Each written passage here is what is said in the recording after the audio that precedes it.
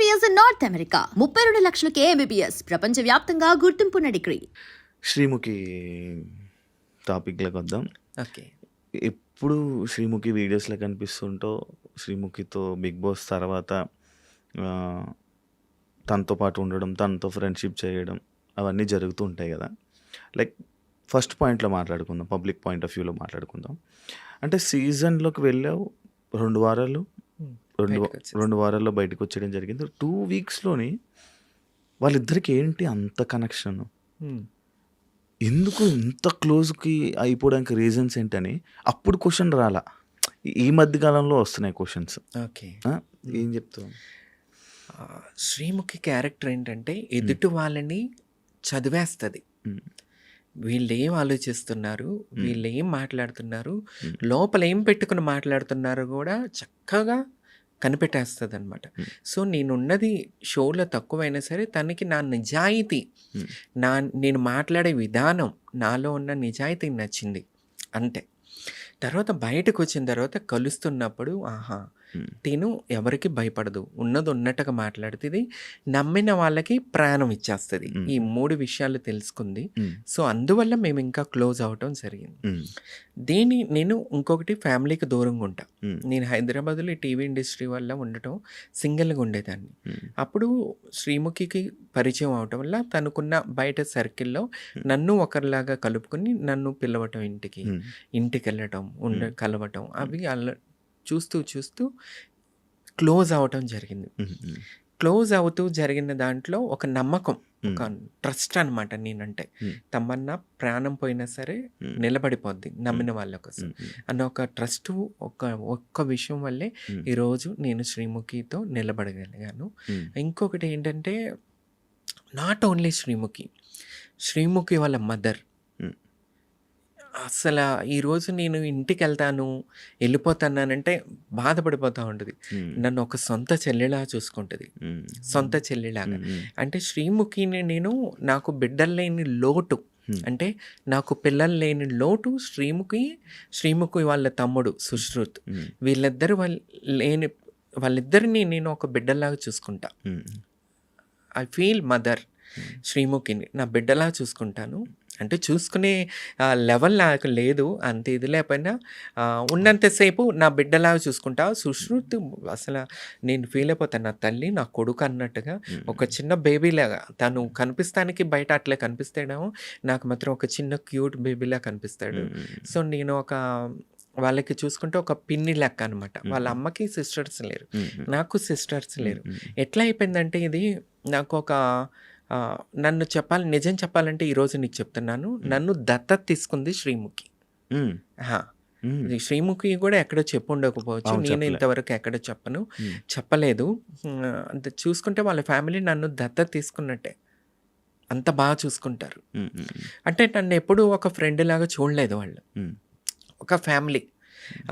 నేను ఏం ఆలోచిస్తున్నాను, ఏమి టెన్షన్లో ఉన్నాను, వాళ్ళ తమ్ముడు కూడా కనిపెట్టేస్తారు. ఇప్పుడు ఈ మూడ్లో ఉంది అని చెప్పి వాళ్ళు. నైట్ 2 కూడా నేను ఏం తినాలనుకుంటాను, 2 o'clockకి నేను ఏం తినాలనుకుంటాను, 1 o'clockకి నేను ఏం తాగాలనుకుంటాను, అన్నీ తెలుసుకుని తెప్పిస్తుంది శివ.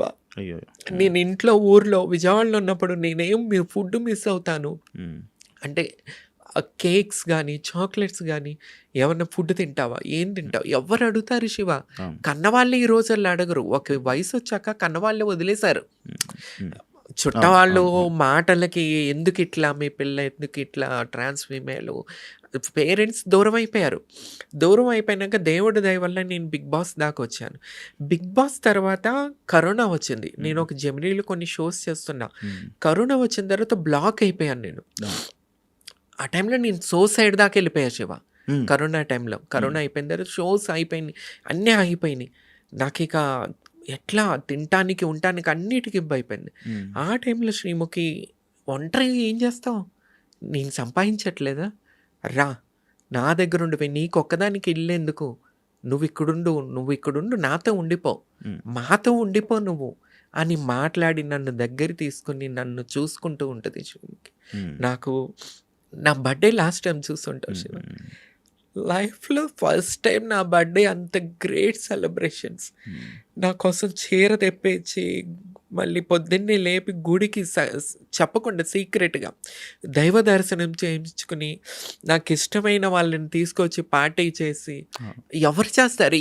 నా నుంచి ఆమెకేం అవసరం చెప్పు? అవును. ఏం అవసరం? ఏంటంటే ఒక మంచితనం. తను చేసినయి ఎవరికి చెప్పుకోదసల. జనాలకి తెలీదు. శ్రీముఖి అంటే ఒక ఎంటర్‌టైన్‌మెంట్, టీవీలో ఎంటర్‌టైన్‌మెంట్ చేస్తది అంతే. జనాలకి ఇంకేం తెలీదు. కానీ శ్రీముఖి ఇంకో గొప్ప పెద్ద విషయం నేను ఇంతవరకు చెప్పలా. ఈ మధ్య కాలంలో పాకిజా గారికి 2,00,000 ఇచ్చి ఎంతో వైరల్ చేసుకున్నారు. అవును.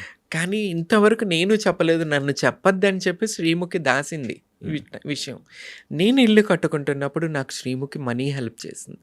ఎవరు చేస్తారు? ఈ రోజుల్లో ₹1000 ఇస్తే ఎప్పుడిస్తావని అడుగుతారు. నేను కలిసినప్పటి నుంచి కరోనా టైంలో నుంచి నేను బాధపడుతుంటే, నాకంటూ సొంత ఇల్లు లేదని నేను బాధపడుతున్నప్పుడు, నీకు ఇల్లు లేదా సొంత ఇల్లు? ఇక్కడుండు. నీకే పర్సనల్‌గా ఇల్లు కావాలంటే నేను కట్టిస్తాను నీకు ఇల్లు అని నాకు అప్పటి నుంచి నిలబడింది. కానీ నేను ఇల్లు కట్టుకుంటున్నప్పుడు మొన్న కూడా నాకు హెల్ప్ చేసింది. నిజంగా ఆ దేవుడు, నేను నమ్ముకునే నా బాబా ఆమెకు ఆయుర ఆరోగ్యాలు ఇవ్వాలా. ఎప్పుడు నా బిడ్డ శ్రీముఖి సూపర్ స్టార్ లాగా స్క్రీన్ మీద కనబడుతూ ఉండాలి. ఇది నా కోరిక. ఇంకొకటి ఏంటంటే తొందరగా పెళ్లి కావాలి శ్రీముఖికి.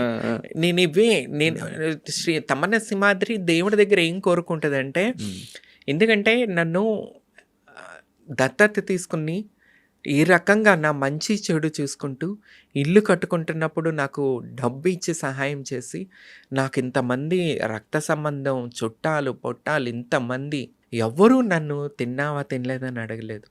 ఎక్కడున్నావని అడగరు, ఏం చేస్తున్నావని అడగరు.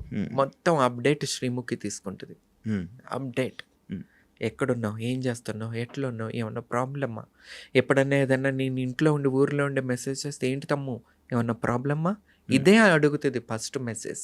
ఏమన్నా ప్రాబ్లమా, నువ్వు ఎట్లా ఉన్నావు, బాగున్నావా అని. అట్లా ఉంటుంది అనమాట. That is Sreemukhi. చాలా మందికి తెలియదు, బేసిక్గా తెలీదు. That is Sreemukhi. చాలా great, kindly hearted person Sreemukhi. ఇది తెలియదు ఎవరికి. నేనే కాదు, ఉన్న ఫ్రెండ్ సర్కిల్ని అందరినీ ఒక తల్లిలాగా వాళ్ళు ఏం తింటారు ఇష్టమైన తన చేతులతో వండి పెడుతూ ఉంటుంది. ఇంత పెద్ద టీవీ స్టార్ అయ్యిండు కూడా తన చేత్తో వండుతుంది. వండి ప్రతిరోజు రెగ్యులర్గా మేము ఆమె చేత్తోనే తింటాం. ఆమె ఫుడ్ తింటాం, ఆ ఉప్పు తింటాం. ఆమె ఉప్పు తిని ముందుకెళ్తున్న దాన్ని నేను.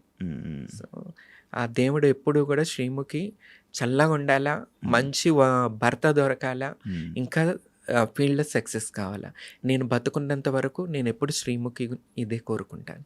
శ్రీముఖితో నీకు ఇంత బాండింగ్ ఉంది, బట్ ఇదంతా ఇప్పుడు ఈ పాడ్కాస్ట్ వల్ల జనాలకు తెలిసింది. కానీ లేకపోతే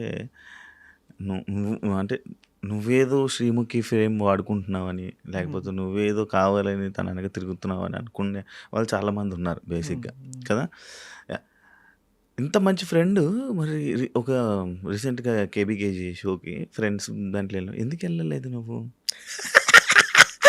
ఫ్రెండ్స్ అప్పుడు నేను లేను ఇక్కడ. ఫ్రెండ్స్ నీ చేతు వెళ్ళినప్పుడు నేను లేను యాక్చువల్లీ హైదరాబాద్లో. అందువల్ల వెళ్ళలేకపోయాను.